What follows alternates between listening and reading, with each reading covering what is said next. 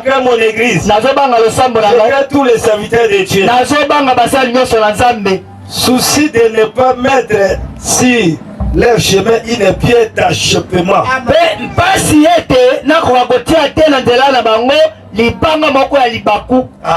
Amen. Je crée les gens. Je crée les gens de la ville. Souci de ne pas faire quelque chose de faux qui les ferait penser que je ne suis pas un chrétien.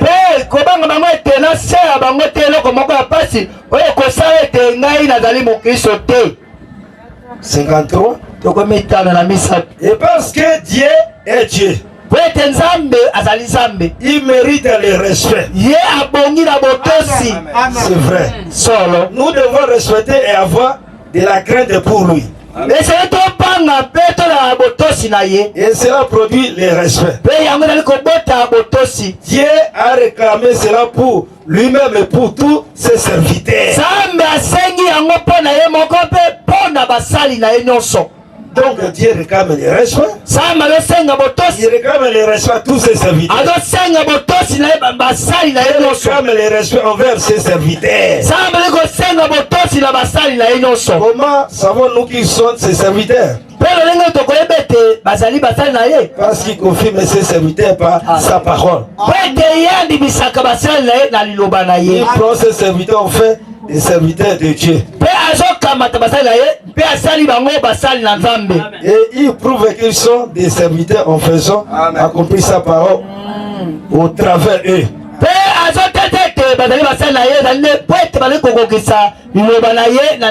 Lorsque vous respectez ses serviteurs, vous respectez Dieu.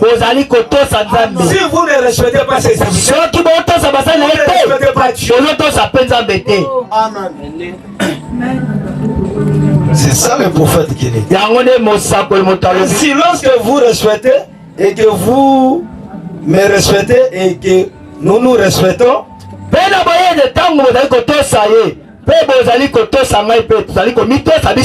les uns les autres, alors nous respectons Dieu. Amen. Est-ce que vous croyez ça? Non, comment l'église doit rester unie et derrière le pasteur. Le brebis ne peut pas conduire les bergers. L'église, toute l'église est derrière le pasteur. Quand l'église est en train de dicter ou conduire le pasteur, cette église est morte.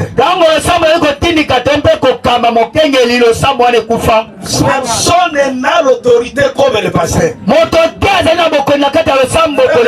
ne partage pas son autorité avec une personne. Abraham a dit, le pasteur, l'autre prince s'élevait dans une église. Après le Saint-Esprit, le pasteur, même le pasteur associé, c'était le brebis du pasteur. Amen. Donc après les Saint-Esprit, c'est le pasteur.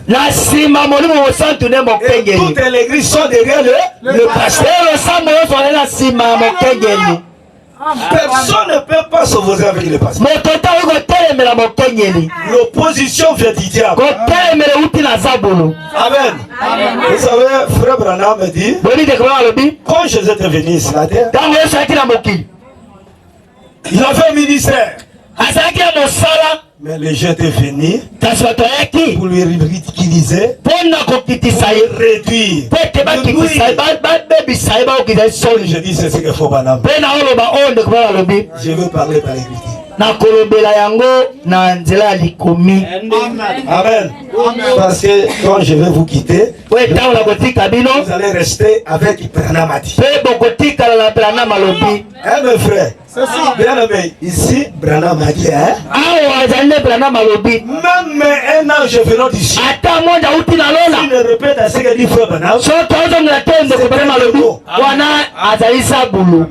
Même moi, je suis derrière le prophète. Même pas de l'homme derrière frère Branham. Amen. Si je vous dis la vérité. Amen. église. Il n'y a pas une personne qui veut venir juger cette église. Amen.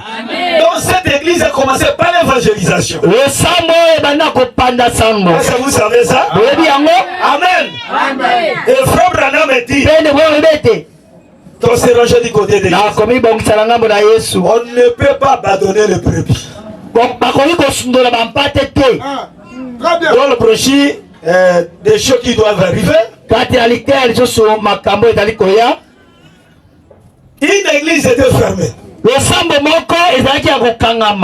Alors Pilgrim était venu ouvrir cette église. Les gens n'entrent pas dans l'église. Ne fréquentent pas cette église. Le pasteur avait fermé l'église. Pilgrim est venu. A ouvert cette église. Il a fait entrer ses croyants. Il est devenu pasteur. Amen. Est-ce que vous savez ça? Frère Branham me dit donc c'est rangé du côté de Dieu. Il y a des citations sur Marguerite d'État. Frère Branham me dit quand quelqu'un baptise les gens, vous abandonnez ces brebis. S'il n'y a pas une personne qui le fait en soi, dans leur maison, ce sont des brebis à il faut retourner dans le paganisme. Quand une personne vient, il prend ses brebis, il les conduit, il est le pasteur. Amen. Chez nous à l'Équateur, le fondateur de Beaufoy, c'était moi. J'ai baptisé 3 personnes. Et quand j'ai baptisé 3 personnes, je l'ai abandonné. Et quand le pasteur est venu, il a commencé l'église. C'est une grande église. Et je suis dans l'histoire. Je ne suis pas le fondateur de cette église. Parce que c'est un de brebis abandonnés. Je les ai abandonnés. Je les ai abandonnés. Alors quand je les ai abandonnés, qu'est-ce qui s'est passé? Il est venu, a connu ses croyants. Ça devient une église. Même aujourd'hui, si l'histoire, on m'appelle. Est-ce que vous croyez? C'est le message de frère. Une brebis ne peut pas avoir de pasteur. Quand vous voyez une brebis dit à des pasteurs, ça c'est une brebis malade. L'autre 63 frère Branham dit, il n'y a pas de tête dans l'église.